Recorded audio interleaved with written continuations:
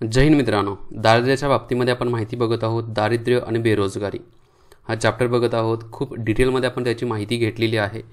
आता वेगवेगळ्या प्रकारच्या समित्या बघितल्या. आता 2 मंत्रालय जे आहेत या मंत्रालयांच्या बाबतीमध्ये माहिती बघणार आहोत. बघा, ग्रामविकास मंत्रालय, शहरी विकास मंत्रालय या 2 मंत्रालयांच्या मार्फत पण दारिद्र्याचं मोजमापन केलं आणि ग्रामविकास मंत्रालयानंतर ग्रामविकास मंत्रालयाच्या अंतर्गतच दारिद्र्याचं मोजमापन करण्यासाठी NC सक्सेना समिती स्थापन केली होती 2009 रोजी. तर त्या समितीच्या मार्फत दिलेली आकडेवारी असेल भरपूर, म्हणजे NC सक्सेना समितीची स्थापना अगोदर केलेली होती आणि 2009 रोजी या समितीच्या मार्फत अहवाल सादर केलेला होता. तर याच्याविषयी माहिती. त्याच्यानंतर आपण बहुआयामी दारिद्र्य निर्देशांक काय असतो तो पण बघणार आहोत, एकदम डिटेलमध्ये बघणार आहोत. आणि त्याच्यानंतर आंतरराष्ट्रीय मापन पद्धती जी आहे, दारिद्र्य मोजण्यासाठी जी आंतरराष्ट्रीय मापन पद्धत काय आहे याच्याविषयी पण माहिती बघणार आहोत. एकूण 3 महत्त्वाचे कन्सेप्ट टॉपिक जे आहेत आपण या लेक्चरच्या माध्यमातून कंप्लीट करणार आहोत. बघा, पहिलं ग्रामीण विकास मंत्रालय जे आहे, इथं लिहितो एक मिनिट, ग्रामीण विकास मंत्रालय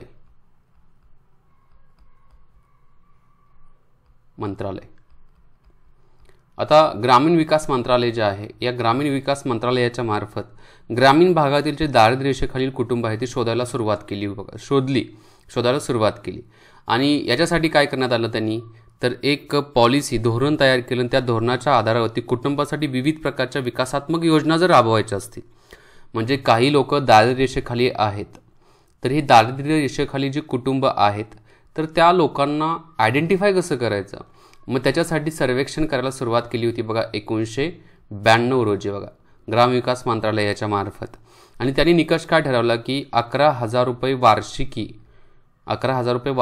ज्यांचं उत्पन्न याच्यापेक्षा कमी असेल, 11,000 पेक्षा वार्षिक उत्पन्न कमी असेल, इथं लिहितो वार्षिकी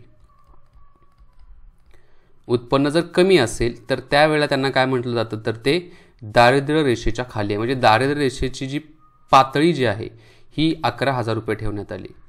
ज्यांचं उत्पन्न 11,000च्या वरती आहे वार्षिकी ते काय आहे, तर अबाव पॉवर्टी लाईन आहेत. आणि ज्यांचं उत्पन्न 11,000पेक्षा कमी आहे तर ते बिलो पॉवर्टी लाईन आहेत. अशा प्रकारची एक पातळी जी आहे, एक लाईन जी आहे ते ठरवण्यात आलेली होती. बघा, आणि या आधारावरती मग 1992 रोजी दारिद्र्याची जी टक्केवारी जी होती ती 52.5% दारिद्र्याची टक्केवारी इथं पाहायला भेटली. बघ, ग्रामविकास मंत्रालयाला हे ग्रामविकास मंत्रालयाच्या मार्फत पहिली इन्फॉर्मेशन देण्यात आली होती. बघा, त्याच्यानंतर 1997 रोजी पुन्हा ग्रामविकास मंत्रालयाच्या मार्फत सर्वेक्षण करण्यात आलं. आणि याच्यासाठी त्यांनी निकष थोडे वेगळे ठरवले होते. बघा, याच्यामध्ये निकष काय काय ठरवण्यात आलं होतं. बघा, की एक म्हणजे मासिक प्रति व्यक्तीचा जो खर्च आहे हा एक विचारात घेतला. मासिक प्रति व्यक्ती खर्च असेल. त्याचबरोबर पक्के घर आहे का हे पण विचारात घेतलं. त्याच्यानंतर चांगले उत्पन्न,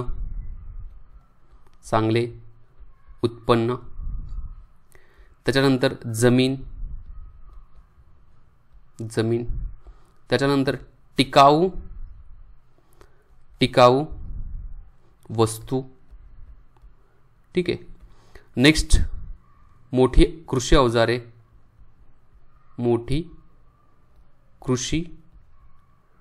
अवजारे इत्यादी. आता ज्यांच्याकडे वरील सगळ्या बाबी ज्या देण्यात आलेल्या आहेत ते असतील तर ते अबाव पॉवर्टी लाईन. आणि वरती इथं दिलेली जे सगळी इन्फॉर्मेशन जे आहे, माहिती देण्यात आलेली आहेत ना, ते नसेल तर ते बिलो पॉवर्टी लाईन, म्हणजेच ते काय तर दारिद्र्य रेषेखाली आहे. अशा प्रकारे निकष 1997च्या आधारावरती पकडण्यात आले होते. आणि सेकंड टाइम इथं बघा दारिद्र्याची जी टक्केवारी जी होती 1997 रोजी 41.1% दारिद्र्याची टक्केवारी इथं ग्रामविकास मंत्रालयाला इथं पाहायला भेटली होती. बघा, त्याच्यानंतर 2002 रोजी बघा दारिद्र्याची पुन्हा टक्केवारी काढायची आहे, माहिती काढायची आहे, सर्वेक्षण करायचं आहे. यांनी 2002 रोजी 3rd नंबरचं सर्वेक्षण केलं. आणि या 3rd नंबरच्या सर्वेक्षणामध्ये 13 निकष विचारात घेतले. बघा, निकष आता 13 निकष कोणते कोणते होते ते पण माहिती असून दे. एक म्हणजे जमीन, दुसरं घर विचारात घेतलं, तिसरं कपडे, बघा जमीन, घर, कपडे, नंतर साक्षरता, किती साक्षरता आहे ते विचारात घेतलं, नंतर रोजगार, ओके, त्याच्यानंतर राहणीमान कसं आहे विचारात घेतलं, राहणीमान, त्याच्यानंतर अन्न, नेक्स्ट स्वच्छता, अन्न स्वच्छता असेल, त्याच्यानंतर ग्राहक वस्तू असतील, ओके, त्याच्यानंतर कर्ज, नंतर शिक्षण, नंतर स्थलांतर, इथे लिहितो बघा स्थलांतर, ओके, त्याच्यानंतर आधारहीनता म्हणजेच निराधार असेल तर आधारहीनता. तर या मुद्द्यांना काय केलं होतं तर इथं 2002 रोजी विचारात घेतलेलं होतं बघा. आणि त्या आधारावरती बघा या जे 13 मुद्दे होते इथं देण्यात आलेले 13 मुद्दे, प्रत्येक ह्याला 4 गुण देण्यात आले होते बघा. प्रत्येक जो आता जमिनीला 4 मार्क, ज्याच्याकडे जमीन आहे त्याला 4 मार्क भेटले, ज्याच्याकडे घर आहे त्याला 4 मार्क्स, ज्याच्याकडे कपडे आहे त्याला 4 मार्क्स, असे एकूण 52 गुण. किती? 52 गुणापैकी आता एखाद्या कुटुंबाला 17पेक्षा कमी गुण असतील तर तो बिलो पॉवर्टी लाईन आहे असं म्हटलं गेलं बघा. आणि एखाद्या कुटुंबाला 17 ते 52, 17 पासून 52 पर्यंत काय आहे तर गुण असतील तर ते काय तर अबाऊ पॉवर्टी लाईन म्हणजे तो दारिद्र्य रेषेखाली नाही. 17च्या खाली असेल तो दारिद्र्य रेषेखाली येत आहे, दारिद्र्य रेषेखाली येत आहे असं इथं सांगण्यात आलेलं होतं बघा. ठीक आहे, म्हणजे तुम्हाला इथं कळलं. एकूण 3 वेळेला ग्रामविकास मंत्रालयाच्या मार्फत 1992, 1997 आणि 2002 रोजी काय केलं होतं तर सर्वेक्षण केलेलं होतं. 1992ला काय केलं, ज्यांचं उत्पन्न 11,000पेक्षा कमी आहे ते दारिद्र्यरेषेखाली येत आहे, त्या आधारावरती 52.5% दारिद्र्याचं प्रमाण पाहायला भेटलं बघा. त्याच्यानंतर 1997 रोजी बघा मासिक प्रतिव्यक्ती खर्च विचारात घेतला, पक्के घर विचारात घेतले, चांगले उत्पन्न विचारात घेतले, जमीन, टिकाऊ वस्तू विचारात घेतल्या, त्याचबरोबर मोठी कृषी अवजारे वगैरे विचारात घेतली आणि त्या आधारावरती काय केलं होतं 41.1% दारिद्र्याचं प्रमाण काढण्यात आलं होतं. तिसऱ्या वेळेला थर्ड टाइम बघा 2002 रोजी 13 निकष विचारात घेतले. याच्यामध्ये जमीन, घर, कपडे, साक्षरता, रोजगार, राहणीमान, अन्न, स्वच्छता, ग्राहक वस्तू, कर्ज, शिक्षण. तर हे जे 13 वस्तू ज्या आहेत ह्या वस्तूंना विचारात घेतलं. वस्तू म्हणा, स्थलांतर आणि आधारहीनता यांना विचारात घेतलं, प्रत्येकाला 4 गुण दिलं. आणि या 4 गुणांच्या आधारावरती एखाद्या कुटुंबामध्ये 17पेक्षा कमी गुण असतील तर तो बिलो पॉवर्टी लाईनमध्ये आहे आणि एखाद्या कुटुंबाला 17 ते 52मध्ये गुण असतील तर तो दारिद्र्य रेषेखाली येत नाही. अशा प्रकारे या ग्रामविकास मंत्रालयाच्या मार्फत सांगण्यात आलेलं होतं. इथं आपण ग्रामविकास मंत्रालयाचं हे बघितलं. आता यांच्या मार्फतच बघा एक समिती स्थापन केली होती. त्या समितीचं नाव आहे काय आहे तर NC सक्सेना समिती. वाटल्यास त्या समितीच्या संदर्भातली माहिती मी इथंच लिहितो म्हणजे तुम्हाला इथल्या इथंच एकाच ह्याच्यावरती सगळ्या नोट्स पाहायला भेटतील बघा. सगळ्या नोट्स ज्या आहेत ना त्या नोट डाऊन करून घ्या, व्यवस्थित लिहून घ्या. जे पॉईंट्स मी तुम्हाला सांगतोय ना डिक्टेट करताय ते लिहून घ्या. आता NC सक्सेना समिती, आता NC सक्सेना समिती जी आहे या समितीने 2009 रोजी अहवाल सबमिट करण्यात आला होता आणि यांनी काय केलं होतं दारिद्र्याच्या संदर्भातलं सर्वेक्षण केलं होतं. आणि सर्वेक्षणामध्ये त्यांनी काय केलं तर 2 त्याचे भाग केले होते. एक भागामध्ये काय सांगण्यात आलं बघा, ज्यांच्याकडे वाहने आहेत याच्यामध्ये 3 चाकी वाहनं, 4 चाकी वाहनं दोघांचा समावेश, ज्यांना गव्हर्नमेंट जॉब आहे, सरकारी नोकरी आहे, अशी लोक जे आहेत हे पॉवर्टी लाईनमध्ये येत नाहीत म्हणजेच ते दारिद्र्य रेषेखाली नाहीत. पॉवर्टी म्हणजे दारिद्र्य ते कॅटेगरीमध्ये येत नाहीत बघा.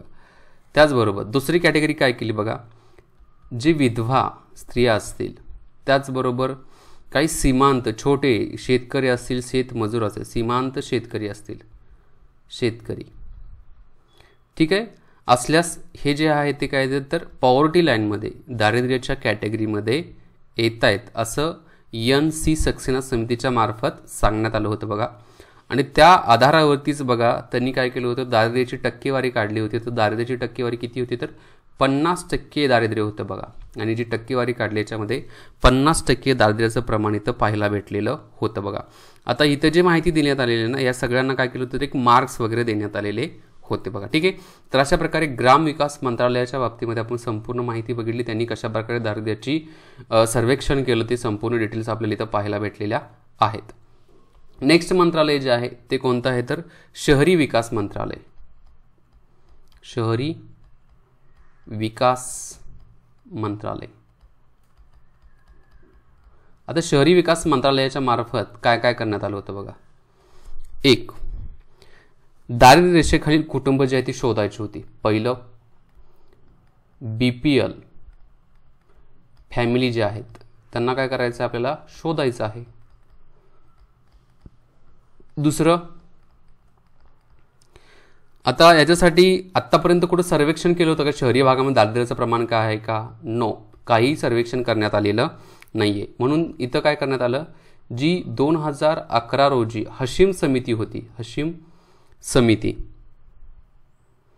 या हशीम समितीची स्थापना करण्यात आली. आणि या हशीम समितीला सांगितलं की बाबा तुम्ही काय करा, सजेस्ट करा. काय सजेस्ट करा, नक्की बिलो पॉवर्टी लाईन अर्बन म्हणजे शहरी भागामध्ये कशा प्रकारे त्याचं सर्वेक्षण करायचं याच्या संदर्भात सूचना सर्वेक्षण करा. आणि या आधारावरती बघा मग सामाजिक, आर्थिक व जातीय गणना 2011 रोजी करण्यात आली होती बघा. चौथा मुद्दा, 2011 रोजी या आधारावरती काय करण्यात आली होती, तर जातीय, लक्षात घ्या, जातीय, सामाजिक आणि आर्थिक, सामाजिक आणि आर्थिक काय करण्यात आली, गणना करण्यात आली होती बघा. जनगणना, त्याच्या वर्गाची गणना 2011 रोजी करण्यात आलेली होती. आता ही जे जातीय, सामाजिक, आर्थिक शहरी भागातील जी गणना करण्यात आली, याचा मुख्य उद्देश काय होता, एक म्हणजे दारिद्र्य रेषेखालील कुटुंब शोधणे. पहिला, बिलो पॉवर्टी लाईनमधील जे लोकसंख्या आहे किंवा मी म्हणेल की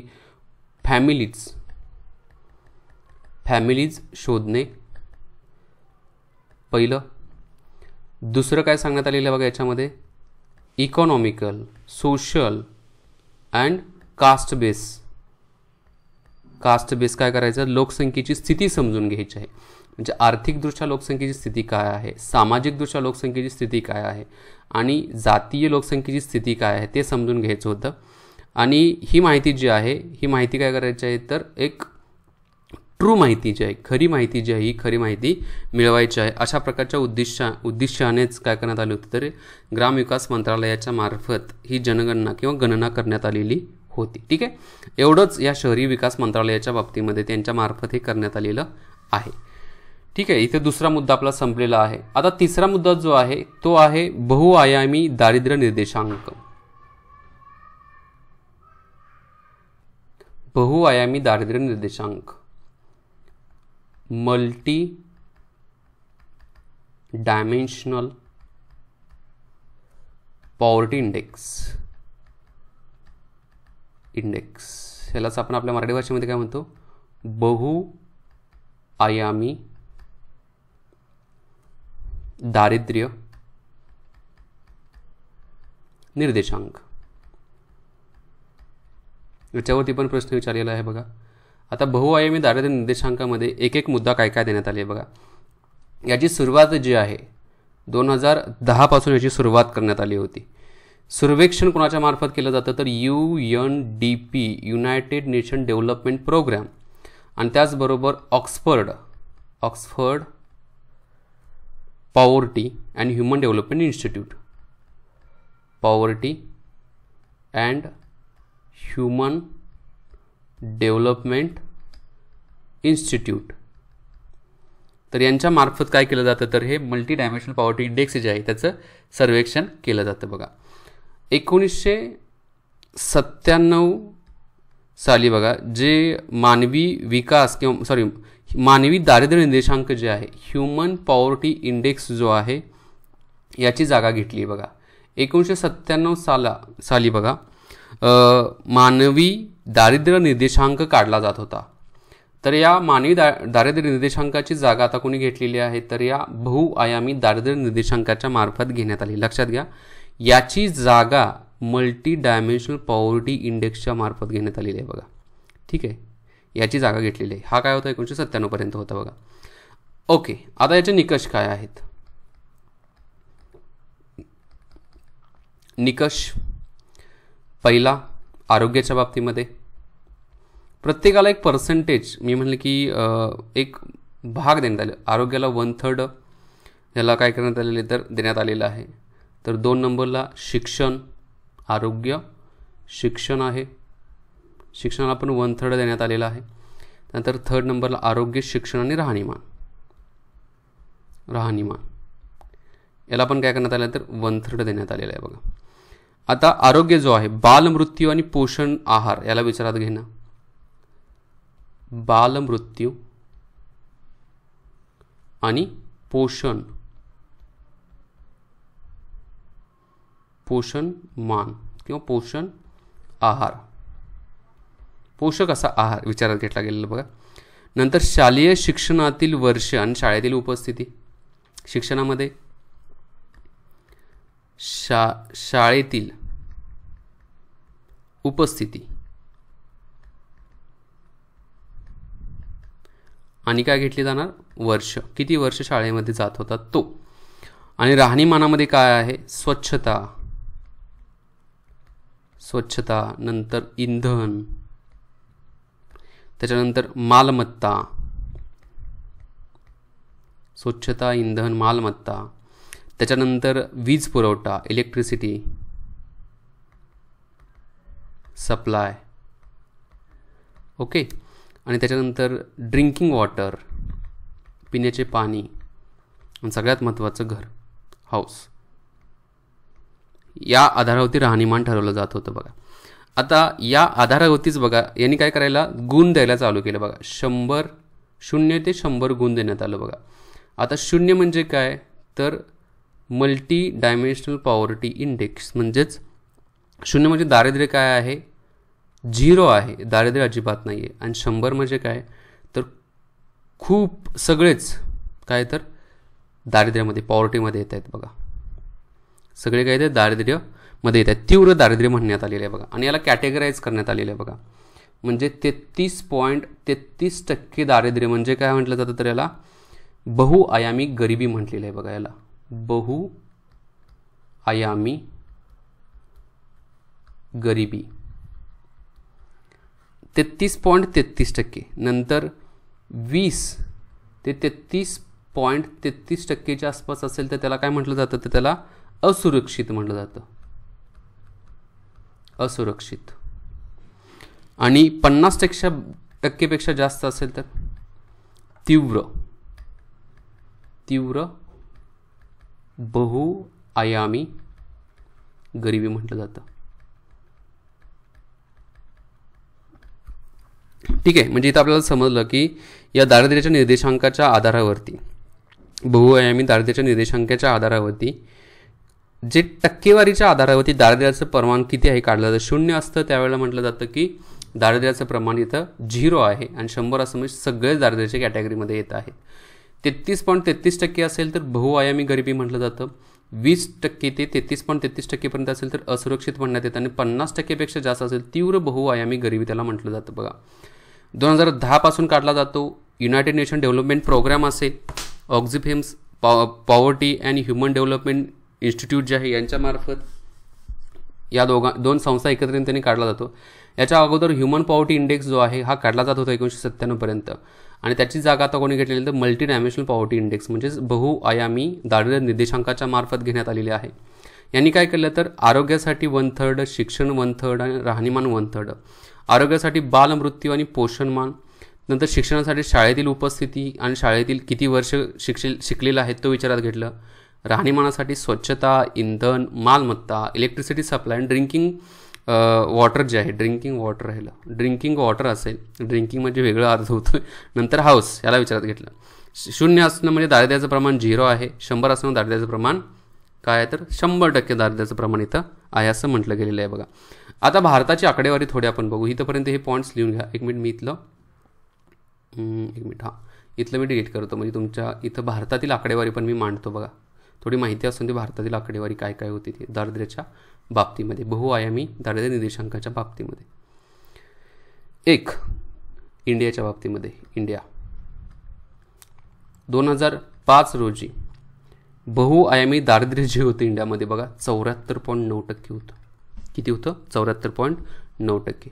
2015 मध्ये 46.5% झालं बघा.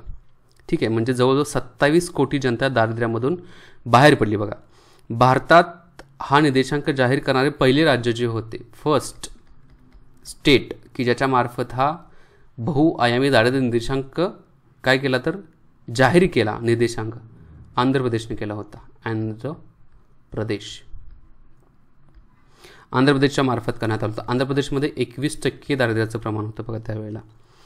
ठीक आहे, म्हणजे इथं आपल्याला समजलं. आणि आता 2020ची आकडेवारी बघितली तर 2020मध्ये 107 देशांच्या मध्ये भारताचा क्रमांक 62 नंबरला आहे. कशासाठी तर बहुआयामी दारिद्र्य निर्देशांकाच्या बाबतीमध्ये. किती आहे? 62 नंबरला इंडिया येत आहे. इथंपर्यंत क्लिअर कट आपल्याला समजलं असेल बहुआयामी दारिद्र्य निर्देशांक आपण व्यवस्थित समजून घेतलेला आहे. आता नेक्स्ट जो आहे तो आंतरराष्ट्रीय मापन पद्धत. कशाची तर दारिद्र्य आंतरराष्ट्रीय लेवलला कसं मोजलं जातं ते आपण या नेक्स्ट पॉईंटमध्ये बघणार. तत्पूर्वी हे पॉईंट्स व्यवस्थित नोट डाऊन करून घ्या. फोर्थ नंबर मी म्हणेल. फोर्थ आंतरराष्ट्रीय मापन पद्धत, नॅशनल पॉवर्टी मेजरमेंट पद्धत सिस्टीम. ठीक आहे, आंतरराष्ट्रीय पॉवर्टी मेजरमेंट सिस्टीम इंटरनॅशनल. तर काय काय आहे बघा. एक म्हणजे लॉरेन्झ वक्ररेषा जी आहे, पहिली जी आहे ती कुठली आहे तर लॉरेन्झ वक्ररेषा. आता ही जी लॉरेन्झ वक्ररेषा जी आहे, एक म्हणजे 1905 पासून हे चालू करण्यात आलेलं होतं. कोणाच्या मार्फत? डेफिनेटली लॉरेन्झ यांच्या मार्फत चालू करण्यात आलं होतं. आणि याच्यामध्ये उत्पन्न आणि संपत्ती यातील विषमता दर्शवली जाते बघा. लॉरेन्झ वक्ररेषेमध्ये उत्पन्न आणि संपत्ती यांच्यामध्ये जी विषमता आहे, विषमता दाखवली जाते बघा. म्हणजे इन्कम आणि वेल्थ याच्यामध्ये विषमता आहे बरं का, लक्षात ठेवा. इन्कम आणि वेल्थमध्ये विषमता आहे ती इथं दाखवली जाते बघा. ठीक आहे, आता टक्केवारी म्हणजे किती टक्के लोकांचं उत्पन्न किती टक्के आहे आणि किती टक्क्याच्या कॅटेगरीमध्ये येते ते पण यांच्यामार्फत सांगितलं जातं बघा. एक मी तर बघा ग्राफ काढतो, असा ग्राफ. हे काय तर उत्पन्नातील हिस्सा असेल, उत्पन्नातील हिस्सा. आणि इथं काय सांगण्यात आलेलं आहे तर उत्पन्न मिळवणारी लोकांचे प्रमाण, उत्पन्न मिळवणाऱ्या लोकांचं प्रमाण, लोकांचे प्रमाण किती हे 100% देण्यात आलेलं आहे. आता समजा जर आपण असा ग्राफ घेतला, असा पूर्णपणे असा घेतला इथून इथपर्यंत, तर त्यावेळी आपल्याला लक्षात येतं की उत्पन्नाचं जे वितरण आहे ते समान आहे. समान उत्पन्नाचे वितरण आहे. ओके, कारण काय आहे बघा, इथं 1, इथं 2 म्हटल्यास इथं 10, 20, इथं 50 म्हणेल, इथे मी 80 म्हणेल आणि इथं 100 म्हणेल. टक्केवारी बघितली उत्पन्न मिळवण्याची लोकांची टक्केवारी. तर इथून हे 10%, हे 20%, हे 30% समान आहेत. ठीक आहे, इथं आपल्याला समजलं. आता लॉरेन्झ वक्ररेषा काय सांगते, जर समजा हा असा वक्र जर झाला, जर असा वक्र झाला तर इथं आपल्याला लक्षात येईल बघा इथं की एवढे 50% लोक आहेत की त्यांचं उत्पन्न इथंपर्यंतच आहे, इथं एवढंच. आणि राहिलेले 50% जे आहेत त्यांचं उत्पन्न एवढं आहे बघा. म्हणजेच काय झालं तर इथं उत्पन्नामध्ये विषमता पाहायला भेटली. काय भेटली तर उत्पन्नामध्ये विषमता पाहायला भेटली. आता हाच जर ग्राफ असाच सारखा खाली होत असेल, असा एक मिनिट दाखवतो, आणखी खालून जर इकडून असा जर झाला तर तुमच्या लक्षात येतंय का उत्पन्नामध्ये विषमता जास्त पाहायला भेटते. म्हणजेच थोडक्यात काय आहे, सर आपण पी आणि हा जर ओ घेतला, ही यम लाईन घेतली आणि ही यन आतली घेतली, तर तुमच्या लक्षात येईल पी यनच्या मार्गाने जर विचार केला तर 10% लोकच यांच्याकडं जास्त काय आहे तर संपत्ती आहे आणि राहिलेल्यांच्याकडं कमी आहे, एवढी राहिलेली आहे. म्हणजेच काय झालं तर गरीब आणि श्रीमंत यांच्यामध्ये दरी इथं पाहायला जास्त भेटते. याचा अर्थ एका पर्टिक्युलर टप्का जो आहे त्यांच्याकडं काय आहे तर सगळ्यात जास्त पैसा आहे आणि एक पर्टिक्युलर भाग जो आहे त्यांच्याकडं काय आहे तर कमी पैसा आहे. आणि याचंच मी उदाहरण बघितलं की बघा, मी सांगितलं की 1% भारतातील लोक असे आहेत की त्यांच्याकडं 73% देशाची संपत्ती आहे आणि राहिलेले जे 99% जी संपत्ती आहे ती काय आहे तर 27% लोकांच्याकडे आहे. मग बघा विचारात घ्या की ही 1% लोक जर श्रीमंत होत गेली तर आहे अशीच गरीबी आणि श्रीमंतीमधली दरी जी आहे ती वाढतच जाणार आहे. इथं जे 27% आहे ते वरच्या लोकांच्याकडे हळूहळू जात राहणार आहे. हे 2020ची आकडेवारी, 2019-20ची ही आकडेवारी देण्यात आलेली आहे बघा. आता या आधारावरती बघा गिनी गुणांक काढला जातो बघा. गिनी गुणांक. आता गिनी गुणांक काय सांगतो, म्हणजे हा कधीपासून काढला जातो तर 1912 पासून गिनी गुणांक काढला जातो. उत्पन्न जे आहे आणि संपत्ती जी आहे यांच्यामध्ये जी वितरणातील असमानता आहे दाखवली जाते बघा. ज्या वेळेला गिनी गुणांक 0 असतो, लक्षात घ्या, ज्या वेळेला गिनी गुणांक 0 असतो त्यावेळेला समाजात आर्थिक विषमता असते, नसते, आर्थिक विषमता नसते. आणि याचा जर ग्राफ जर आपण बघितला तर तो ग्राफ कसा असणार आहे तर असा ग्राफ असणार आहे, असा. ओके, ही वाय लाईन आहे, ही एक्स लाईन आहे आणि हा ग्राफ असणार. इथं काय आहे तर इथं लिहिलं ना समान उत्पन्न वितरण आहे. ह्याच्यामध्ये काय असणार आहे तर गिनी गुणांक जो आहे हा गिनी गुणांक 0 आहे बघा. तोच असा जर झाला, तिरका झाला असा, म्हणजे जर पूर्ण इथून जर असा गेला तर गिनी गुणांक किती झाला इथं, गिनी गुणांक 1. ज्या वेळेला 1 गिनी गुणांक असतो त्यावेळेला समाजामध्ये आर्थिक विषमता जास्त असते. समाजामध्ये आर्थिक विषमता जी आहे ही इथं जास्त पाहायला भेटते. अशा प्रकारचं हे काय झालं तर लॉरेन्झ वक्ररेषा याचा वापर करून उत्पन्नातील असमानता दाखवली जाते, विषमता दाखवली जाते आणि गिनी गुणांकांच्या मार्फत पण दाखवली जाते. गिनी गुणांक जेव्हा 0 असतो तेव्हा उत्पन्नामध्ये काय असते, आर्थिक विषमता नसते, म्हणजे उत्पन्न समान असतं. आणि गिनी गुणांक ज्यावेळेला 1 असतो त्यावेळेला उत्पन्नामध्ये असमानता पाहायला भेटते. तर अशा प्रकारे दारिद्र्याचा इथे टॉपिक जो आहे तो संपूर्ण संपलेला आहे. नेक्स्ट टॉपिक जो आहे तो बेरोजगारीचे प्रकार काय काय वगैरे आहेत तर ते आपण काय करूया तर नेक्स्ट लेक्चरला एकदम व्यवस्थित पद्धतीने बघूया. मी इथं थांबतो. व्यवस्थित सगळे पॉईंट जे आहेत व्यवस्थित काय करा तर नोट डाऊन करून घ्या. जय हिंद मित्रांनो.